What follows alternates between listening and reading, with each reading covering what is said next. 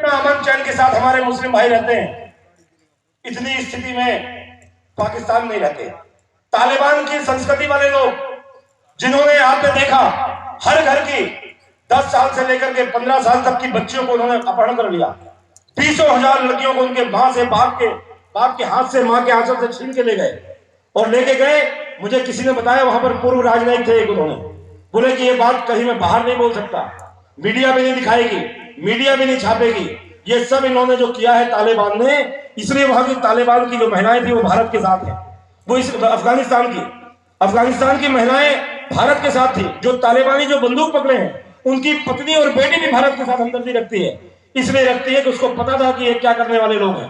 उन्होंने अपने उन्हीं भाइयों की, अपने परिवारों की बच्चों को लिया, उनका शोषण किया और उसके बाद उनको विदेशों में कुछ अरब कंट्रीज में बेचने का काम किया। और उसकी कीमत क्या लगाई कि एक लड़की लेकर के चले और वहां से एक छप्पन लेकर के आ जाए। एक अपनी बेटी की कीमत एक 56 से लगाने वाले लोग, जो बुद्ध की प्रतिमा पर जो गोले दागते हैं बामियान में, आप तय मानिए वो अपने आप को खुद खत्म करने वाले लोग।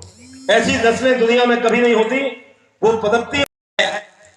मैं कोई योजना बताने नहीं आया हूं, क्योंकि मंच पर बैठे हुए लोगों से ज्यादा योजनाएं हमारे पूरे ललितपुर के जो हमारे नौजवान साथी बैठे हैं, जो हमारे ललितपुर की पूरी यहां पर भारतीय जनता पार्टी की असली ताकत बैठी हुई है, जो रात दिन मेहनत करके ऐसे लोग बैठे हैं कि उनके घर में माताजी पिताजी कोई काम बताएं तो मौसम साफ हो, घर के बगल का काम हो तो भले ही ना करें, लेकिन युवा मोर्चा का कोई कार्यक्रम हो, 100 किलोमीटर 50 किलोमीटर दूर से भी आना हो, चाहे जितना पानी बरस रहा हो, लेकिन जाना है तो जाना है। इसीलिए भारतीय जनता पार्टी दुनिया का सबसे बड़ा दल है। और भारतीय जनता पार्टी दल तो है, राजनीतिक दल है, सब जानते हैं, लेकिन इसके जो कार्यकर्ता है, सभी कार्यकर्ता, वो भारतीय जनता पार्टी की दम है, ताकत है, उसका भविष्य है। आज अपना ललितपुर जनपद का भारतीय जनता पार्टी का पूरा भविष्य यहां पर बैठा हुआ है। मोदी जी ने भी कभी नहीं सोचा था, श्रीमान नरेंद्र मोदी जी ने, लेकिन एक विचार को लेकर के उन्होंने अपनी यात्रा प्रारंभ की। और उत्तर प्रदेश के मुख्यमंत्री योगी जी संत हैं और वो सन्यासी के रूप में उन्होंने काम शुरू किया। उन्होंने भी कभी नहीं सोचा था कि मुझे आगे चल करके मुझे क्या जिम्मेवारी मिलने वाली है। लेकिन विचार जब खड़ा होता है और विचार के साथ उस क्षेत्र की पूरी तरुणाई खड़ी हो जाती है, और वो, क्योंकि जो युवा होता है वो कोरे कागज के तरीके होता है, जो अपने में खुद अपना पेन उठाया और लिख लिया, वो उसको पूरा करके मानेगा। सही दिशा में लग गया तो देश की, समाज की, अपने परिवार की, अपनी खुद की तरक्की करता चला जाएगा।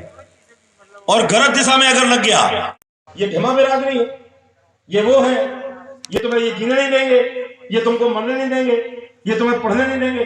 मोदी जी ने सबका साथ सबका विकास का नारा लगाया। हमारी माताओं के घर में अगर सिलेंडर पहुंचा तो सबके घर में पहुंचा। मुस्लिम समाज के लोग जो भारतीय जनता पार्टी के पक्ष में मतदान नहीं करते हैं, मैं स्पष्ट रूप से बोल रहा हूं, नहीं करते होंगे तो 4% जो राष्ट्रवादी लोग हैं तो निश्चित करते होंगे, जो बुद्धिजीवी होंगे करते होंगे, लेकिन उनका परसेंटेज बहुत कम है, 5-10% है। बहुत लोग हैं जो करना भी चाहते हैं, वहां जाकर के लोगों को भरमाने का काम करते हैं।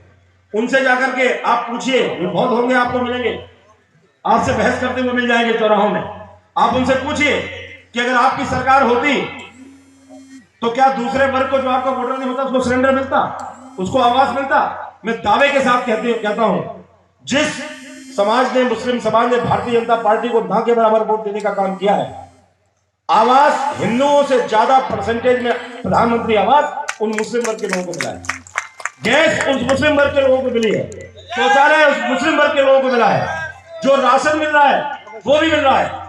क्योंकि हम लोग विचार वाले लोग हैं, हम लोग ये लोग नहीं है कि इनको धक्का देके कहीं बाहर निकालना है, हम लोग वो विश्वास करने